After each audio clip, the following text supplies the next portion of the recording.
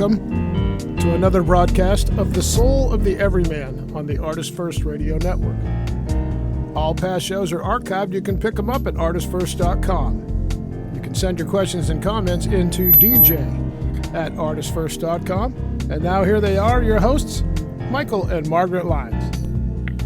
And thank you very much, Z-Man. And it's your turn, so you have to introduce the program. Okay, I'll introduce the program. You are welcome to Soul of the Everyman. I'm your host, Margaret. And I'm the other guy. Him. And I'm also one of your hosts, Michael, and welcome. And tonight we decided to discuss a question that has been asked, I'd say from the dawn of time. The dawn, the moment you look up and your eyes are open and you're breathing. What is the meaning of life? No pressure. You're on a roll. Go.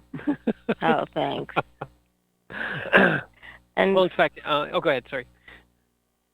Okay. And when you think about it, because it all depends, I'd say, on where you're at when you're little, when you're in your lifespan. If you're a child, you don't even really think of it. You just sort of wake up and start bouncing around the room. The meaning of life is chocolate chip cookies. Well, anything good. Anything. Anything good. Anything I can get my hands into. As long as I can crack the crib, man, I'm good. Everything is an adventure at that point.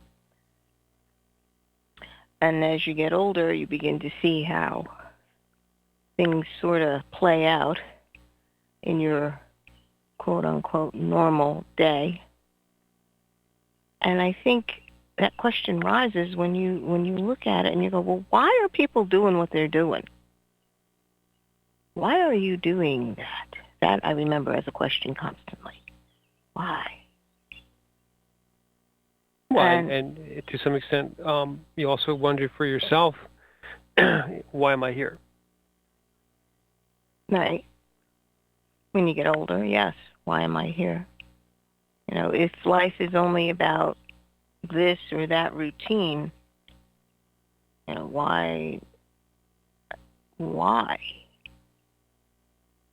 is it necessary to do that specific routine or think this particular way? What is the purpose of this? And I remember growing up, because I was in a very Asian mindset, everything was stratified. There were distinct do's and don'ts. There's a lot of don'ts in the Asian culture. And you have a place, which is both good and bad, okay? Because you never doubted where you belonged in a family. But it also came with a lot of duties, because each position in the family has a certain duty to the family. And again, it could be good or bad. And you say that with capital letters. Duty with capital letters, yes. Like some people look at law. Yes. With capital L's. Yes, this is duty. Duty. Yes. Honor. Don't dishonor the family. Right. Your identity is not outside the family. So the whole concept of raising a member of the family to be independent of the family is foreign. Well, and if we jump off right there, when we're talking about the meaning of life, in a culture like that where the meaning of life could be said to be, in essence, what you can do for your family. You must fulfill your duty. You are taught from knee-high to nothing. You must fulfill your duty. And as a small child, your duty is your homework, your chores, and listening to your parents. And you don't talk back in an Asian family. That's just unheard of. Well, but again, if we go back to the meaning of life, the individual, the kind of the Western way of looking at the meaning of life is, it's my individual life. What does my individual life mean? Right. And I think if you look at the Eastern, Near Eastern, and Far Eastern, even, because both of them have sort of a familial concept of the meaning of who you are, of what identifies you. It's not your individual life that matters. Correct.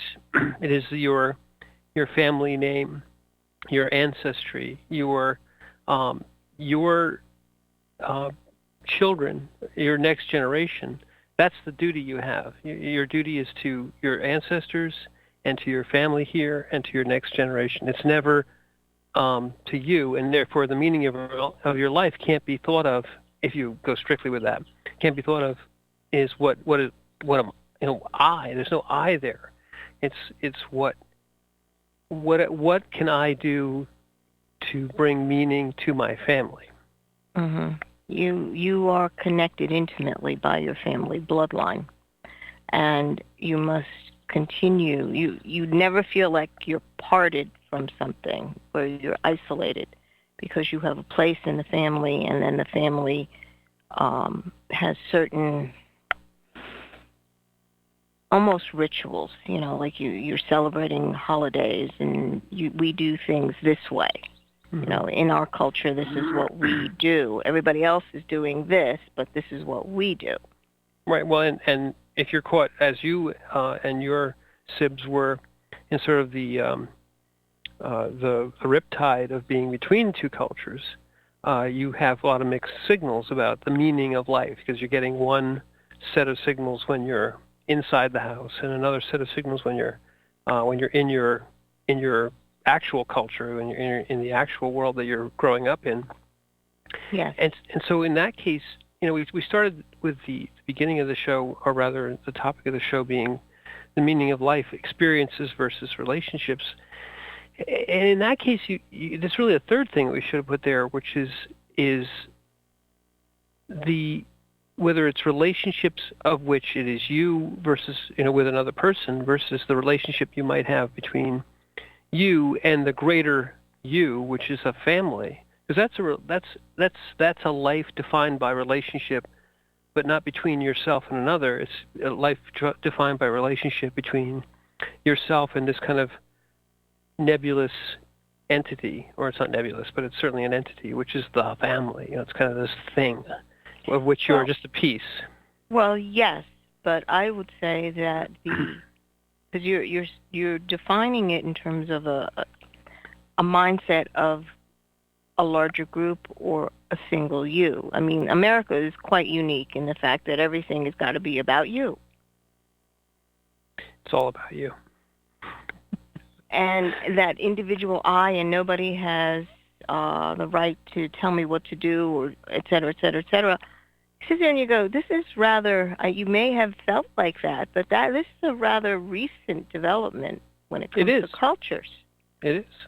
And it's very interesting, because the people that do say that don't understand where it all came from. Some don't, yeah.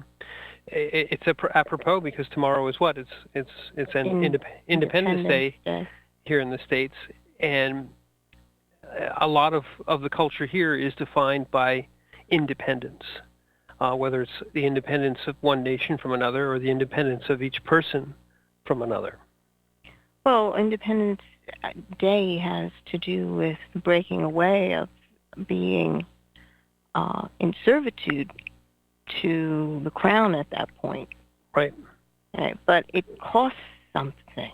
That's what most people don't seem to grasp fully, is that for it to change from a stratified mindset culture and go into a point where you have freedom to choose your religion, you have freedom to speak, you have freedom to hold opinions contrary to what is the conventional form or accepted form, without being penalized, although, now we're seeing things turn around. But anyway, and that type of development towards taking into account an individual's choices is a great development. But it's again, how far are you going into this?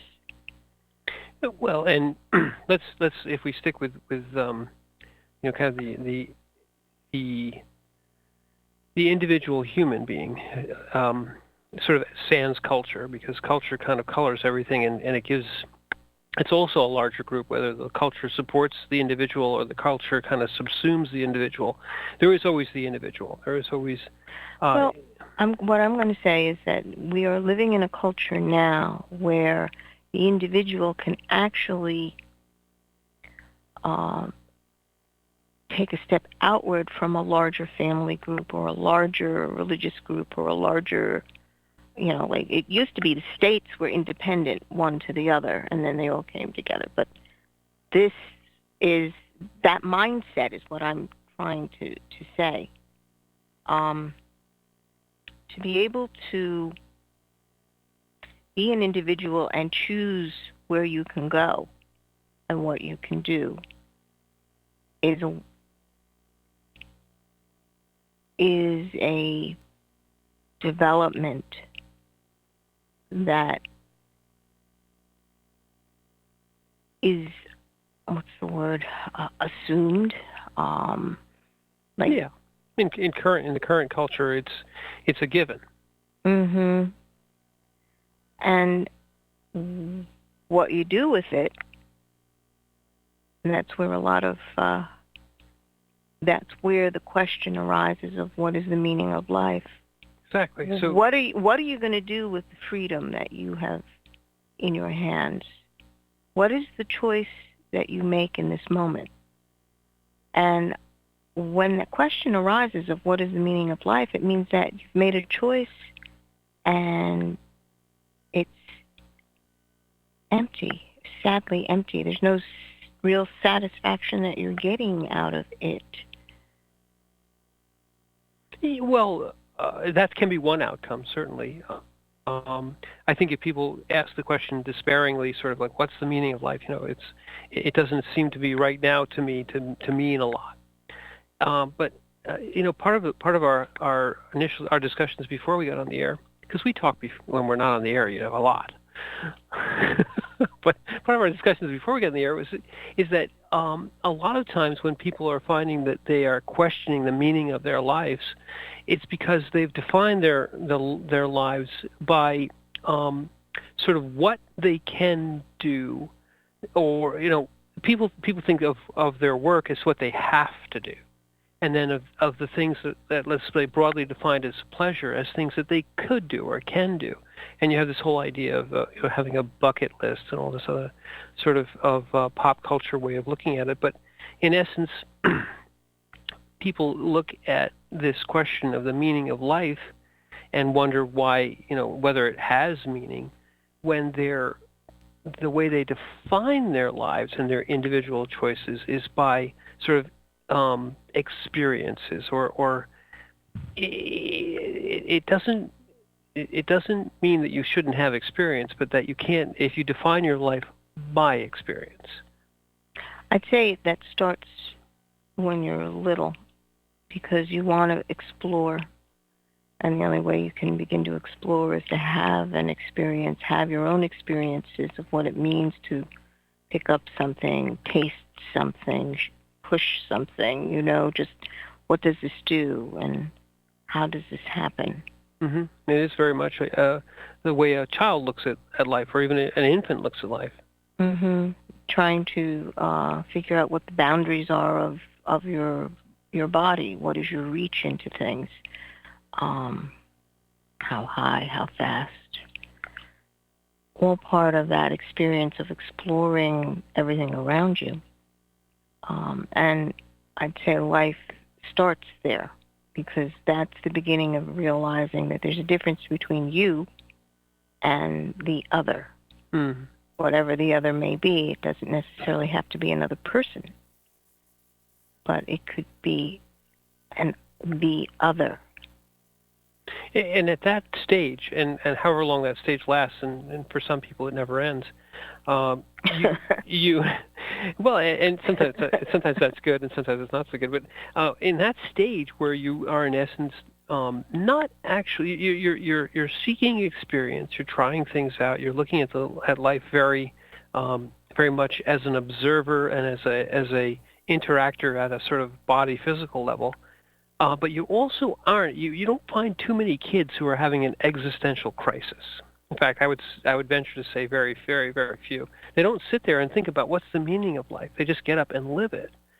So the point at which you begin to introspect, and I think it's somewhat. We talked about this a couple, 3 shows ago about the fact that man is one of the few creatures, or the only creature that has a sense of his own mortality or her own mortality.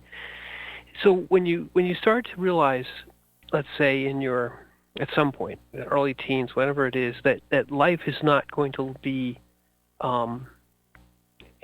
an endless set of puppies and roses and cookies and cherries. There's going to be things in there that you have to do, things in there that are going to challenge you, and you say to yourself, well, I'm not going to even be here all that long.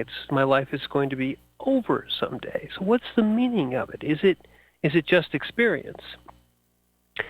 But I think if you stay there in just experience and say, well, yeah, maybe it is. Maybe it's just more experience, like even better experience. Like I'm going to find the meaning of life if I just get to the top of Mount Kilauea, or if I just get, to whatever it is, jump out of a plane, something. Yeah. When you start, in essence, finding the things that you can do or the things that you can experience as the only things that drive you forward in life, the only things that make your life worth living, that's when you get to the point you were just saying, where all of a sudden it feels very shallow. Mm-hmm. The old, is that all there is? Yeah. Exactly. Is that all there is? And it's interesting because it's again, you're looking at doing everything in this terms of it's all about an experience for me. It's all about an experience that satisfies what I want. And, to engage in an experience that doesn't satisfy what you want, that begins to hurt. That's like, oh no, I never wanted that to happen. Mm-hmm. But that's what life presents. It is the way of things down here. But at that point, as you said, an existential moment, you take a step outside of yourself, and suddenly relationship, not just to yourself, from yourself to your experience, but from yourself to another who has experiences. That's like step into that next level, or the beginning of that next level. You begin to understand that the other person, not just the other experiences or places, but the other person has a lot to contribute to who or what is going on in that moment in space and time. And that opens a whole different perspective up. Can you begin to take a moment and look at it from another person's perspective? Can you think outside of, this is what I like, but what is this person, why are they doing that? How are they doing that? I mean, naturally speaking, the development of that usually happens when you are in a family situation. And you begin, as you grow older, you look at your parents who had taken care of you. And usually you've had that separation from family and you come back. Mm. In other words, that you've set out on your own. And hopefully you've experienced life in terms of, okay, I work here, I do this, I enjoy that, I don't enjoy this. But you're coming back to your family, and these are people who are near and dear to your heart. Yeah, and what defines family is, well, the accident of birth, but I mean the relationship that you develop with these folks from an early age, and then the meaning of their relationship to you, it goes beyond any one experience or even any set of experiences. The beginning of the journey from the I-centered, I can do this and I can do that, to the us-centered, we can. I define myself as in terms of my relationship with another, and similarly, I find myself defined by the relationship of the other to me. So that that transition, which is done, in essence, to as a matter of course in starting, let's say, a new family or starting any type of new relationship. That transition transforms the one and the one to something much greater. We've talked about how relationships are not, a half and a half makes a whole. It's a one and a one makes a one, or in essence, the union of these two individuals is greater than the sum of the parts of each individual. Mm-hmm. That sphere of relationship extends past the sphere of the initial sphere of experience. It obviously grows forth from it, but it then carries you outside of what could be done in the physical into the realm of what can be done outside the physical, into the realm of what can be done in the spirit. Relationship carries you forward through time. It carries you forward past death. Experience. There's, what's a bucket list, right? The bucket list is all the things I'm going to do before I can't do anything else, before I die. But relationship is something which carries on well past the point when both of these individuals have passed out of the realm of experience. Mm-hmm. Mm-hmm. When that realization, when you understand that the experience itself is interesting, maybe that's the best way to put it.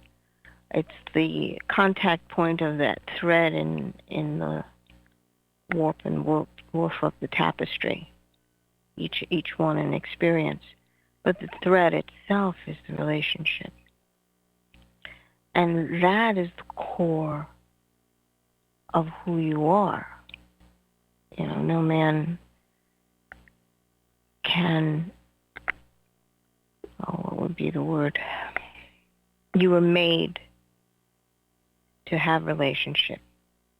All man, or man, woman, but mankind in general was made to have a relationship. We cannot think outside a relative mindset. The simple act of trying to give directions to somebody, you got to give directions in relative to something in order to go from point A to point B. And it's just the way we think. I know that it's so natural for us to think that way that we don't understand what it means not to think that way. Mm-hmm. What do you mean thinking non-relatively? When you're talking with someone, they're like, well, I need something to relate to begin to understand what it is that you're talking about. Right. Or when you begin a conversation with someone, making sure that the words that are being used mean the same thing to both of you, so you can communicate clearly the concepts in a conversation.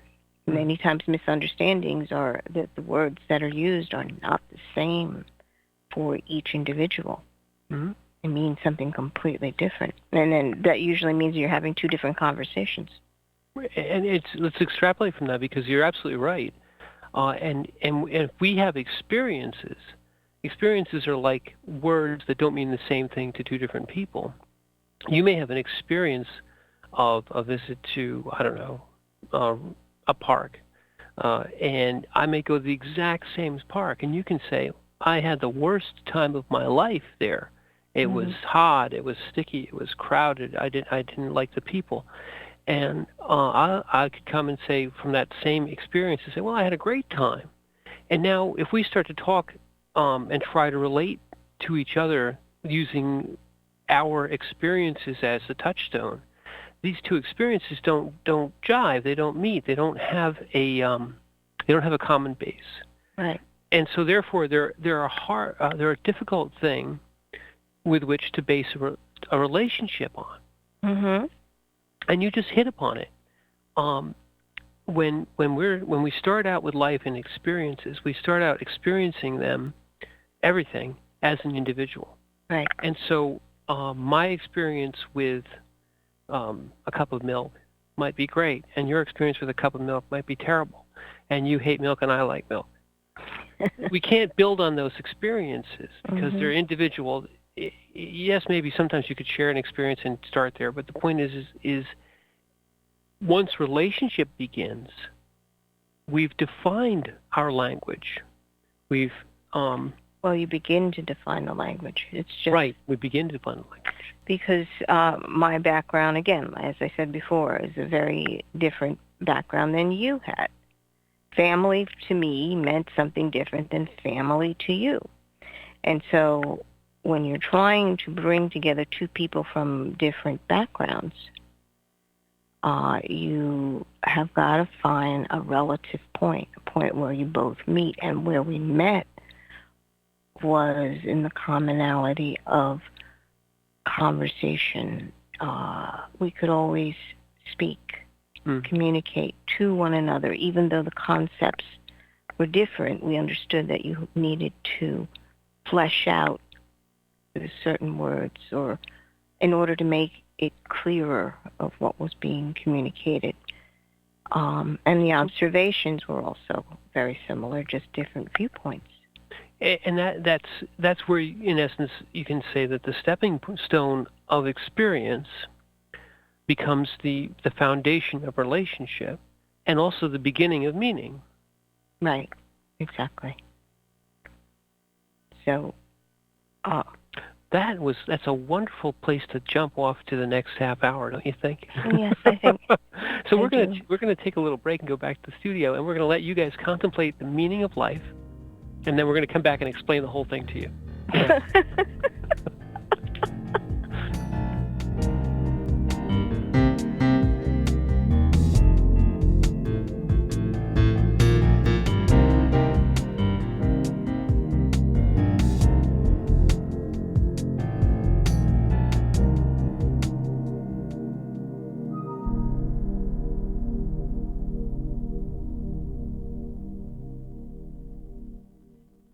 The Fat Man Gets Out of Bed is the latest book from Michael Lyons, the award-winning author of There is a Reaper.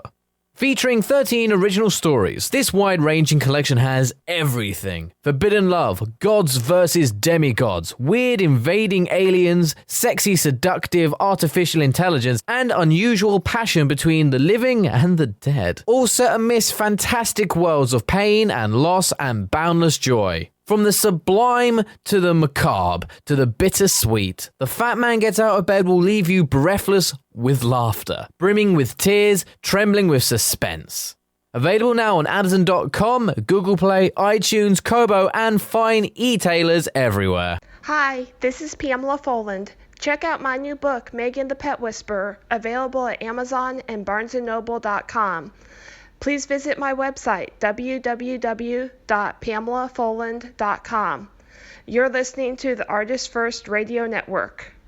Taking God on Patrol is a first-person account of the world of law enforcement from the perspective of a Christian police officer in the fourth largest city in America. From speeding car chases to the crossing of the thin blue line, author Mark S. Cariner seeks to find God's biblical truth in a behind-the-scenes look at law enforcement. And check out Mark's newest book, The Tactical Heart. Both are available at Amazon.com. Hi, my name is Christina Garlick, and my new book, Nevada Rain, is now available. It's a sci-fi fantasy story for ages 14 and up. I hope you check it out, and of course enjoy. Also, you're listening to the ArtistFirst Radio Network that has a station for everyone. There is a Reaper is the story of 5-year-old Christopher Aaron and his life-changing struggle with leukemia.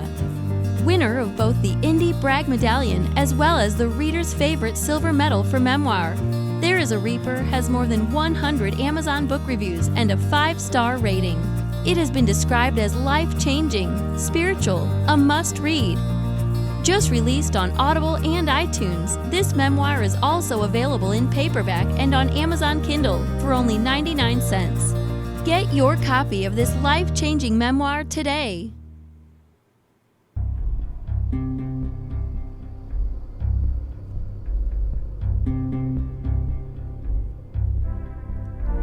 You are listening to The Soul of the Everyman on the ArtistFirst Radio Network. Let's get back to our co-hosts, Michael and Margaret Lyons.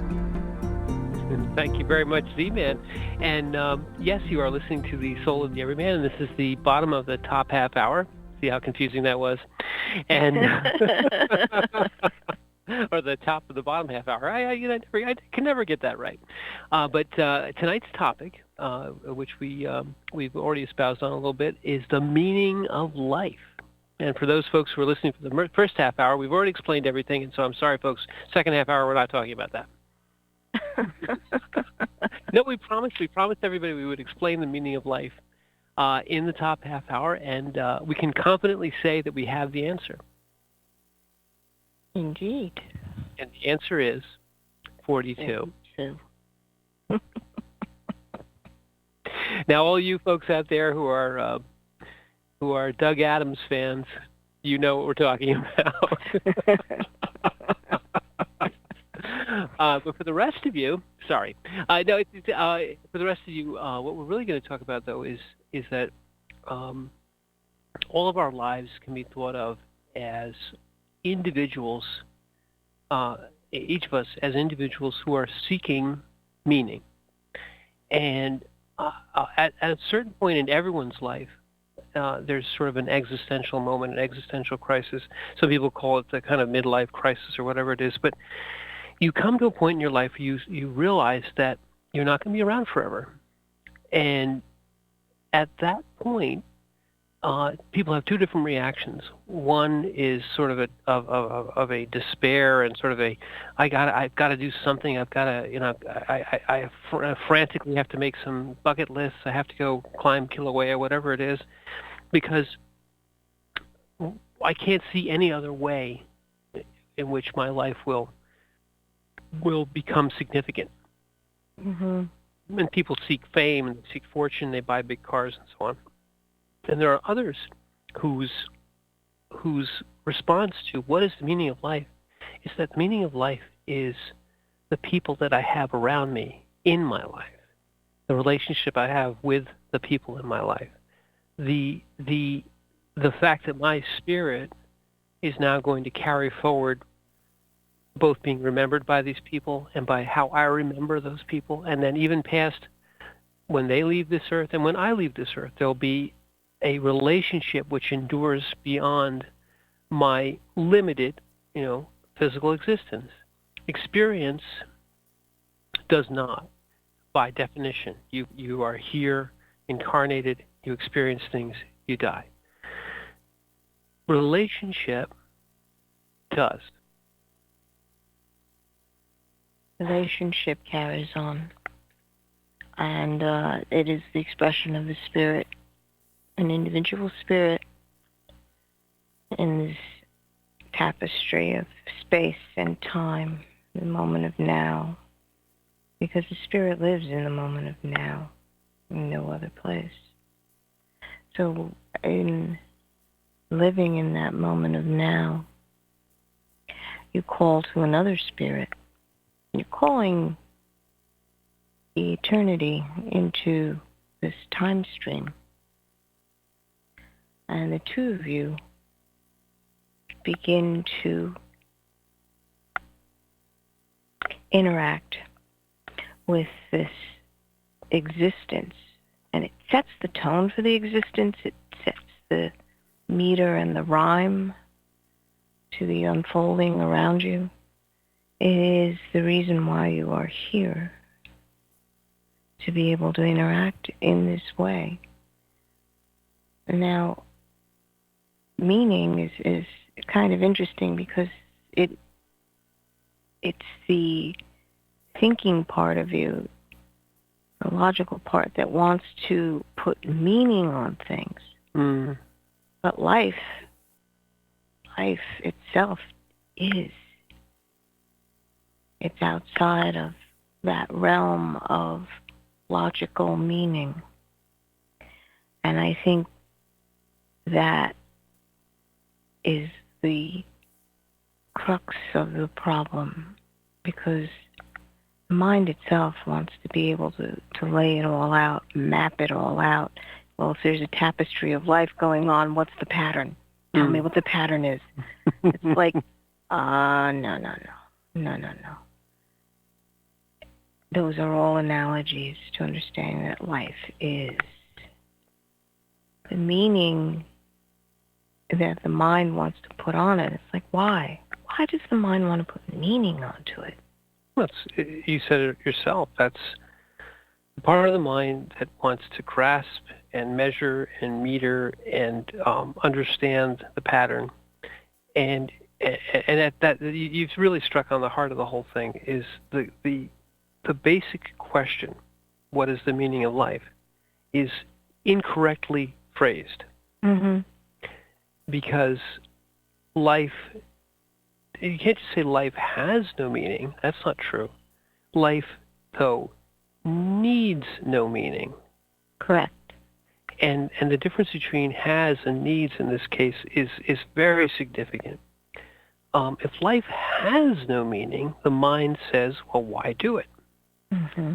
Because we, the mind, are all about very serious things and meaning and counting and doing stuff that's really, I'm keeping track of. I'm important. I'm important and I'm in charge. Right. And don't you forget it. So meaning it presupposes that something has that it needs to be understood and therefore assigned a weight, and it needs to have importance and less importance and all the things that the mind loves. Life in and of itself needs no meaning, and it's very obvious, and you said it before, we sit kind of immersed in it without understanding it. If you look around you in any part of the world, there is life everywhere. The tree needs no meaning. The bird needs no meaning. Nothing that lives needs meaning. Our minds, which love to think that as they sit up there like Plankton does in the top of his plankton box and pulls levers and wants to pilot it around. And if you don't know who Plankton is and you don't know who Doug Adams is, you're listening to the wrong program, okay? So Plankton, yeah, I know you're wondering who the hell Plankton is, but I'm not going to explain it. Plankton is piloting his plankton ship and wanting to have great meaning and power and prestige, and he wants to do things by controlling the whole ship. But the life which is you, the actual physical life which is you, and the spirit life which is you, needs no meaning. What it needs, and you said it before, is relationship. So when you say, what is the meaning of life, you're actually posing a sort of a sophistry or there's a better word than that, but I'll think of it in a minute. What you're saying is something which doesn't actually make sense. What you should say, it's sort of a conundrum. But it really comes down to that you're saying something which needs to be rephrased. What is the need of life? Life needs relationship. In fact, life is in essence the thing in which all relationship swims. It's that wonderful yin-yang. It's that wonderful interrelated light and dark, yin and yang, the sphere of the universe, the whole idea that the light defines the dark defines the light. They define each other, and yet they're one in the same. They're one thing. That's the relationship that makes life, that puts the actual oomph into life. The verve. The verve. The joie de vivre. Mm-hmm. That byplay, because it's constantly moving. Life moves. It is. And that byplay is part of the experiences that we have down here. Kind of like being on the outer rim of a wheel, but knowing that if you're at center and at stillness, you can take it all in and not just be pulled away to that one point outside of the wheel. You're the byplay between you and the other, the ongoing. And through your life, from birth all the way to death, that byplay is what either helps bring the fullness of you to this existence, or you get distracted into things that are not building your spirit or your awareness of who you are as spirit. It distracts you. You are continually being drawn into the minutia of every day. And if you're drawn into the minutia of every day, that's when that despairing question arises. You know, what is the meaning of life? Because that spirit part of you is not being nourished, not being brought forward. It's almost as if you're a flower in the bud stage, and you must open to life. And suddenly something is trying to prevent you from doing it. You know, no sunshine, no water, no nothing. It's trying to make you shrivel.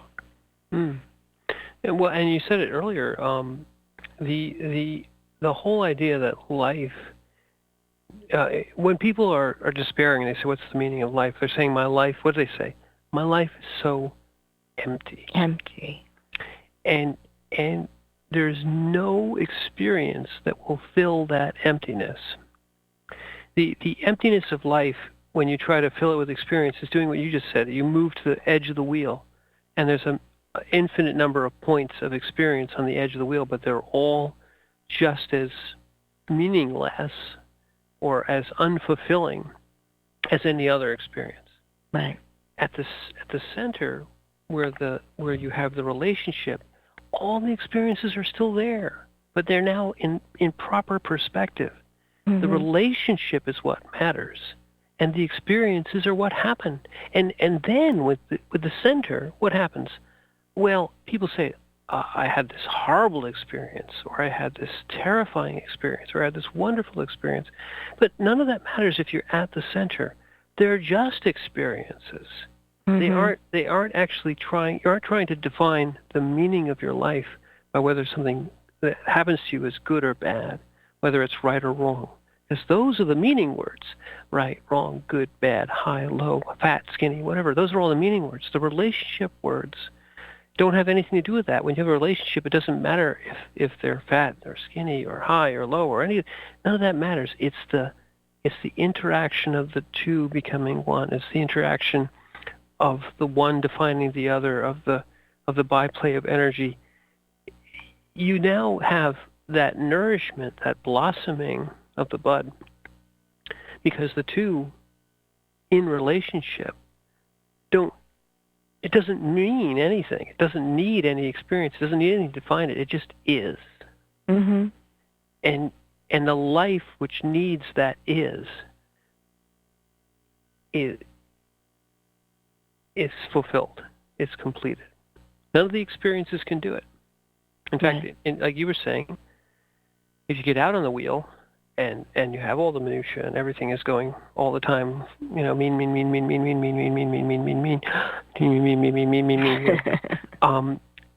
you feel that life has no meaning because it's just an endless series of do these and don't do these, and don't do that and don't do this. You get caught up in what the doing part is. It's like this experience, I got to do this here, I got to do this there, I got to allow this and I've got to help do that here. And that's all the outside part of the wheel. Mm-hmm. And the doing is part of the motion. But I think people get caught up in the idea that when you're doing something, then you're defining yourself. Mm. You know, people define themselves by what they do. Right. You know, when you first meet people, what's the first question? So what do you do? Right. Or who? You know, when you ask somebody, you know, when they introduce themselves, I'm a CPA, and I've got 3 cars, and these are all the doing things, and not the being. Mm-hmm. Because the being part is very scary for some people. It means that you must open up to another and have experience. And maybe that is a very scary point for people, because they believe that, well, maybe this person is not going to interact with me. That just occurred to me. People gather things and do all these things almost to say, you know, look, I've got all this stuff. Interact with me. I'm worth it. Yeah, like the bowerbird, you know, how he makes that house or whatever. Yeah. And then the female's got to come in and look it over to see if it's done right. And if she likes it, she'll stay. Right. If she doesn't like it, that's it. Off she goes. Right. I think that part of humanity, that's part of the built-in aspect of life. You know, you understand that you wind up doing these things, but you're doing it so that you may form a relationship. Right. Do not make the mistake of believing that the things that you've got or the things that you've done define you. Right. I mean, some of the strongest relationships will occur when you look for none of those things. When you just look for the being in front of you. You look at, we talked the other day about Mother Teresa in another context, but a person who goes into an area where no person that she interacts with can provide back to her anything. They are all nothing but need. Right. And yet, in relationship with these people who have nothing and can provide nothing, from the meaning side of life, from the being side of life, you know, they aren't CPAs, they don't have fast cars, they don't have food, they don't have a place to sleep. But yet, the humanity relationship part, the heart-to-heart, the person-to-person relationship part, finds the shared humanity, finds the commonality of relationship, and the exchange is not only equitable, it's so much more. You're giving them something which is precious. It's not the food. It's recognition of the other, of the human being that they are. And they are giving back to you the gratitude and the recognition of being there. Given back their humanity. Exactly. You're being there. That's the first thing that children do. If you observe them, they look to see if someone is observing them. Is someone watching me? They just want to have that presence there that looks them in the eye and says, I see you. Mm-hmm. I see you. That is the foundation of relationship. Yep. And everything that you do in that relationship has to do with being able to see the other and that other seeing you. Isn't that the most complained thing that people talk about when having a relationship? Oh, they don't get me. Mm. You know, Exactly. in other words, they don't see me. Right. Exactly. If you take a relationship that's falling apart, it's not because of the things. Mm-hmm.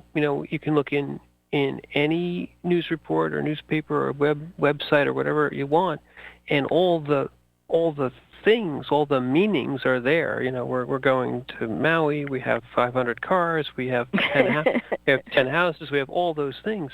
But yet, you can see that the relationship of all those wonderful experiences, it means nothing. The life which is not nurtured falls apart. That bud never blooms. The relationship becomes nothing. And it's that if you think of it in terms of the two have to feed this relationship. In other words, that bud has got to be fed by the two for it to blossom. The two form this living, breathing energy, being state. And for it to fully blossom, it's got to be fed by the two,